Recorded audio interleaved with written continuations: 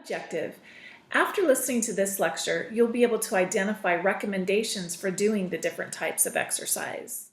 Exercise guidelines. Diary of a Woman. Here's an excerpt from a woman's diary. Does this sound familiar to any of you? Dear Diary, for my birthday this year, my daughter purchased a week of personal training at the local health club for me. I called the club and made my reservations with a personal trainer named Belinda, who identified herself as a 26-year-old aerobics instructor and model for athletic clothing and swimwear. The club encouraged me to keep a diary to chart my progress. Monday started my day at 6 a.m. Tough to get out of bed, but found it was well worth it when I arrived at the health club to find Belinda waiting for me. She is something of a Greek goddess with blonde hair, dancing eyes, and a dazzling white smile. Belinda gave me a tour and showed me the machines. I enjoyed watching the skillful way in which she conducted her aerobics class after my workout today. Very inspiring. Belinda was encouraging as I did my sit-ups, although my gut was already aching from holding it in the whole time she was around. This is going to be a fantastic week. Tuesday, I drank a whole pot of coffee, but I finally made it out the door. Belinda made me lie on my back and push a heavy iron bar into the air. Then she put weights on it. My legs were a little wobbly on the treadmill, but I made the full mile. Belinda's rewarding smile made it all worthwhile. I feel great.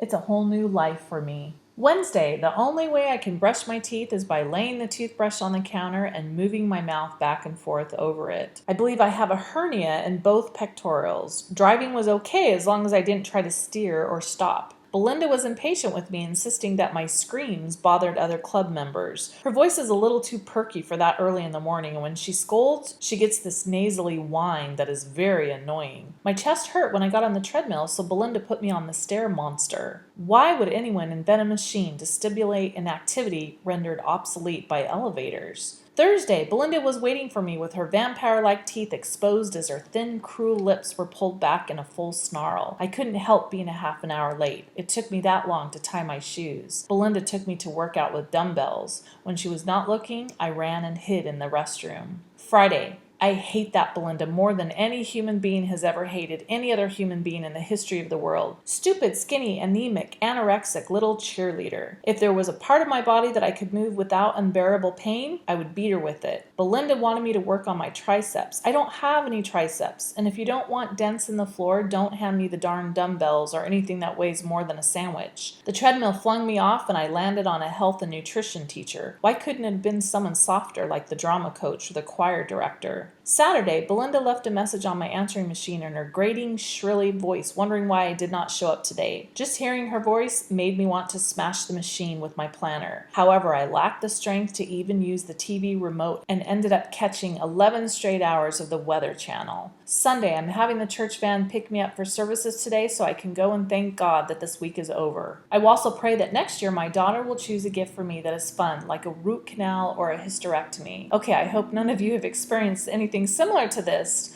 So there are guidelines you should consider when first starting out with an exercise plan. We've talked about several benefits of exercise. In order to experience all of those benefits of exercise, there are guidelines that should be considered in order to get the most out of exercise. You don't want to underdo it or overdo it. Cardiorespiratory endurance. Let's talk about the first component of fitness, cardiorespiratory endurance. The type of exercise that improves cardiorespiratory endurance the most is aerobic exercise. There are 3 factors that should be considered when doing any type of aerobic exercise: frequency, or how often you exercise; intensity, or how hard you exercise; and duration, or for how long you exercise. It sounds like Belinda, the woman's trainer, did not consider any of those 3 factors based on the woman's fitness level or lack thereof. Don't start out exercising too frequently, like every day, too hard, or for too long. But I do need to say, in order to experience significant benefits of exercise, it's important to exercise at least a certain amount. Don't get me wrong, any activity is good. But in order to experience significant cardiovascular benefits, studies have shown that it's best to exercise aerobically at least 3 times a week in what's called your target heart rate zone for a minimum of 20 minutes. Again,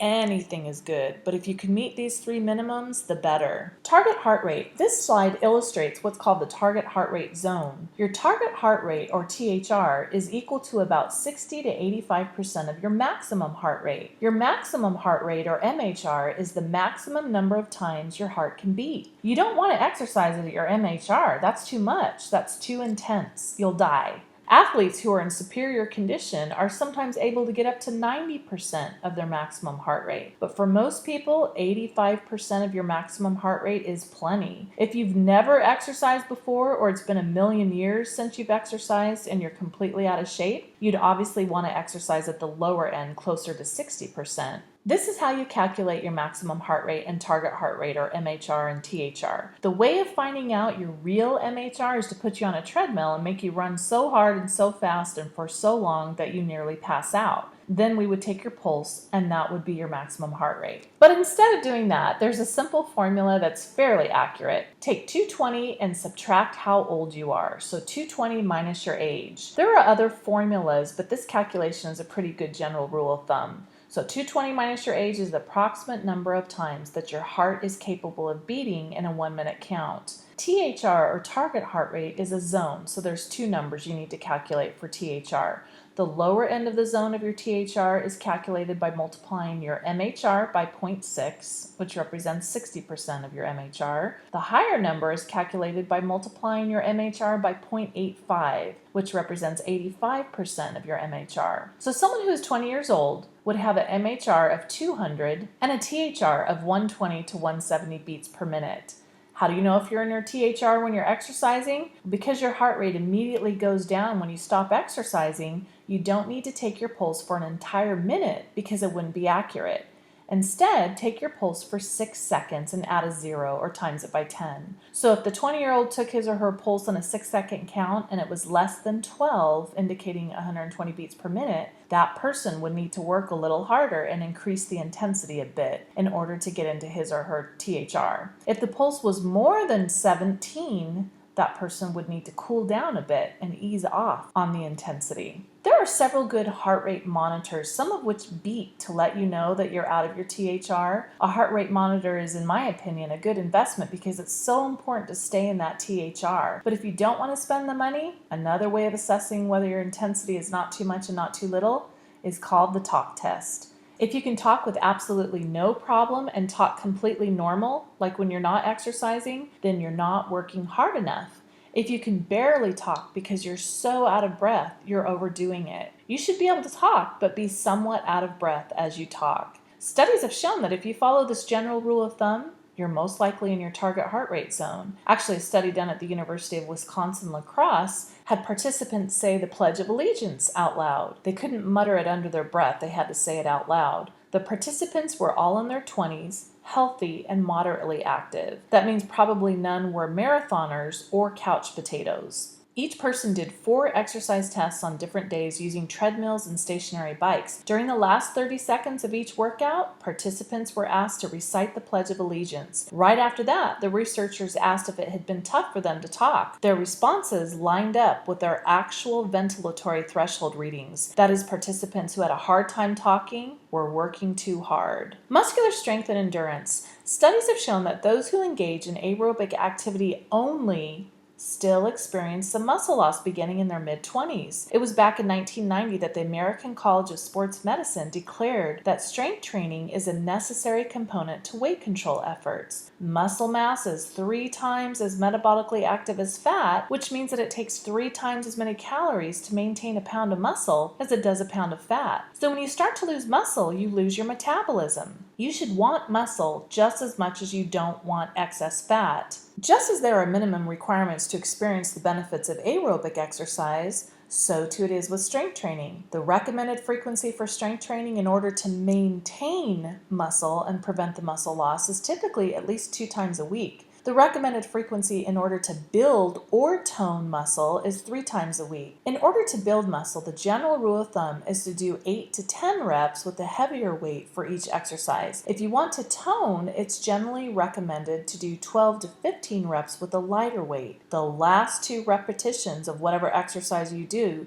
should be difficult. So if you're doing 8 to 10 reps, the weight that you're lifting should be heavier than if you're doing the 12 to 15 reps. So to build muscle, do 8 to 10 reps with a heavier weight. To tone muscle, do 12 to 15 reps with a lighter weight. However long it takes you to work all major muscle groups, your legs, which includes the hamstrings, which are the muscles at the back of your thighs, and quadriceps, which are at the front, your abs are the abdominal muscle, your chest, shoulders, back, and arms. Your arms include the biceps, which are the muscles at the front of your arms, and triceps, which are at the back of your arms. How many sets of repetitions should you do? Well, results of one study indicate that doing 1 set versus 3 sets, surprisingly, doesn't make a difference in terms of strength gain. One group of people did 1 set of strength training exercises, and another group did 3 sets of the same exercises over 6 weeks. At the end of the 6 weeks, the group who did 1 set experienced a 15% increase in their strength gains. The group who did 3 sets had only a 16% increase. Not a lot of difference. So if your goal is to improve your muscular strength and endurance, doing 1 set is fine. One final note, if you are a female and you don't want to lift weights because you're afraid it will bulk you up, do not worry about this. Men have about 10 times more testosterone as women. Testosterone is largely responsible for the bulking up appearance. If you do 12 to 15 reps with a light weight, you're fine. Flexibility. When most people think of the term exercise, they usually immediately think of aerobic types of exercise or strength training.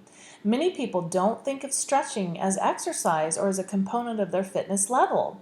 Simple stretching exercises has been shown to provide pain relief, increase energy levels, increase flexibility, one of the components of fitness, improve range of motion of the joints, increase blood circulation, enhance relaxation and decrease stress levels, enhance muscle coordination, improve posture, and increase a greater sense of well-being.